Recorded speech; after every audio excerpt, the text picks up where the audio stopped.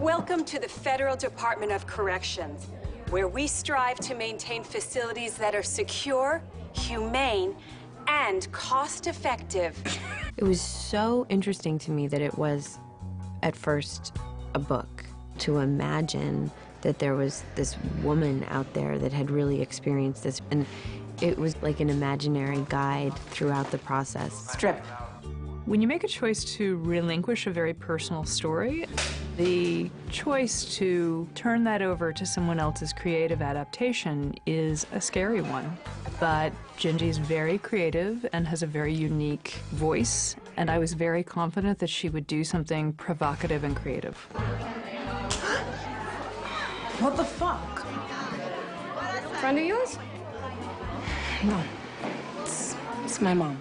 My job is to entertain, and if it gets a conversation started or gets people talking, great. But first and foremost, you know, I want people to fall in love with these characters and enjoy watching this show.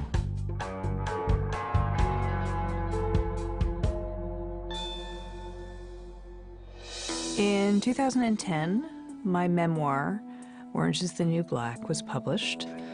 It documents and depicts the 13 months that I spent as a prisoner in the federal prison system. Spread your cheeks and cough. Seriously?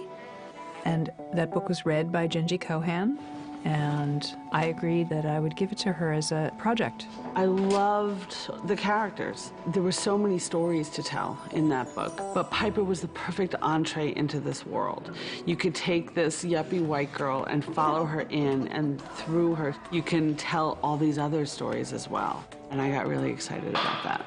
The thing that really impressed me about Gingy is that she asked me question after question after question. And that, to me, was very comforting. This was a person who really was curious about creating a very, very rich and realistic world.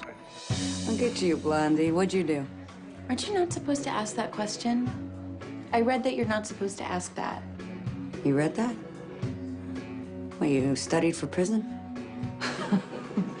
I was very confident that Gingy would put us on the right path. The story is so compelling, and the script was a fun read, and it had her special style that everyone loves so much, including me. So there I am, topless, sitting on this bulldozer like in a construction site. So I'm sitting there, barbecue sauce on my titties, and I'm like, what the fuck? Again? The thing that Gingy does so well is really like straddles the line between comedy and drama. I think she really brings a humanity to it and really pays attention to all the different characters. You're gonna fuck a guard, fuck a fat one. That way they're more appreciative, let you sneak in cigarettes, maybe bring you McDonald's. I don't fuck dudes for Big Macs. The thing that's awesome about Gingy is that nothing is taboo for her. You know, it's like we totally push the envelope in all these crazy ways. It's really rare to have a show that's set in this like bleak prison environment, but there's all of this drama and levity and romance. I think humor is a survival technique, and I think if you just did a straight drama about prison, it would become so oppressive. Is she really that bad? It's just like the Hamptons, only fucking horrible.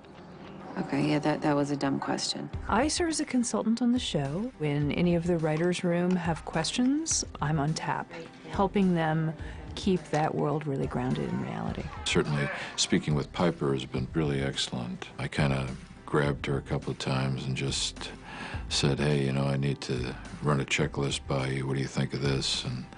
And she was really very supportive. Are you gonna barf? Tell me if you're gonna barf, because there's a can behind you. I won't barf. I will be truly displeased if you barf anywhere but in that can. Not gonna barf. Piper is really grounding for all of us to remind us, while it's a fictionalized account of her real-life story, this is a very real thing, you know, that happened to this lady who's standing right here. My eyes personally were really opened up. A lot of those themes that we deal with in the show are really present in the prison system. Abuse and mental illness and drug abuse. And then there are little things, you know. I never knew they don't turn the lights off in prison. They get shifted down, but your body never really gets a chance to rest like it does on the outside, or that all of the surfaces are very hard. So there's constantly this cacophony of noise. Piper is an incredible person, and for her to tell her story and share it with the world, and how many lives she's changed by doing that, and I think is really admirable.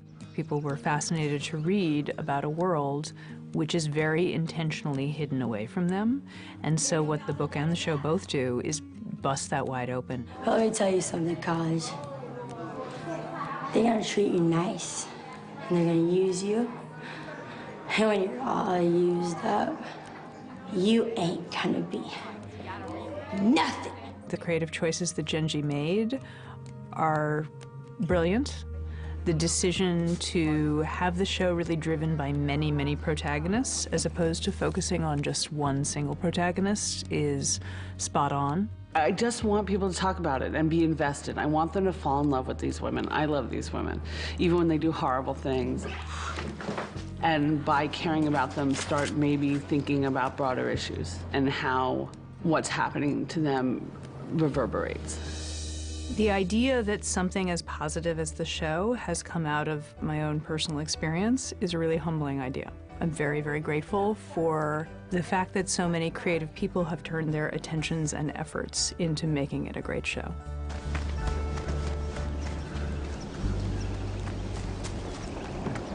This don't make us even. Okay.